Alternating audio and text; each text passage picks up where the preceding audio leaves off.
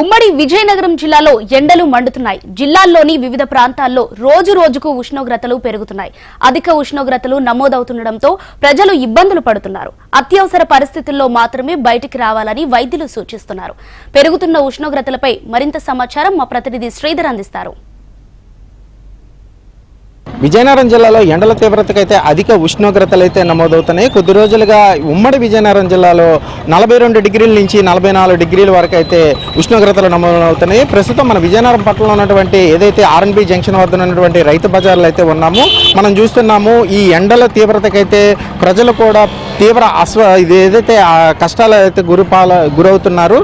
మరోవైపు అధికారులు అప్రమత్తంగా ఉండాలని చెప్పేసి వైద్యాధికారులు అయితే పూర్తి స్థాయిలో ప్రజలైతే అప్రమత్తంగా ఉండాలని చెప్తున్నారు. ఈ ఎండ వేడికైతే ఎవరు కూడా అత్యవసర పరిస్థితులు అయితే తప్ప ఇళ్ల నుంచి బయటికి రావద్దని చెప్పేసి అంటున్నారు. మరోవైపు ప్రజలు అత్యవసర పరిస్థితుల్లో రోడ్లపైకి వస్తున్నారు. తీవ్ర కష్టాలు అయితే గురవుతున్నారు. మనతో పాటు కొంతమంది ఉన్నారు. చెప్పండి సార్, ప్రధానంగా గత కొద్ది రోజులుగా విజయనగరం జిల్లా వ్యాప్తంగా ఎండలు అధికంగా ఉన్నాయి. మీరు బయటకు వచ్చేటప్పుడు ఎటువంటి జాగ్రత్తలు తీసుకుంటున్నారు, ఏంటి అసలు సార్? టోపీ అవి పెట్టుకుని చాలా దారుణంగా ఉన్నాయండి ఎండలు. చాలా 8 అవుతులకే ఎండ వచ్చేస్తుంది. తర్వాత కూలింగ్ వాటర్ అని, కొద్దిగా జ్యూస్లని, టోపీ అని ఇవన్నీ కూడా జాగ్రత్తలు తీసుకోవాల్సి వస్తుందండి.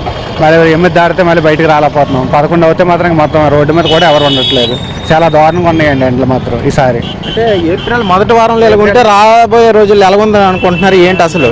చాలా భయంకరంగా ఉండే రోజుల్లో కనిపిస్తుంది. ఇప్పుడు ఏప్రిల్ నెలలో ఎలా ఉన్నాయంటే రాను ఇంకా ఎంత ఉష్ణోగ్రత నమోదు అవుద్దో ఏటన్నది చాలా భయంకరంగా ఉన్నదండి.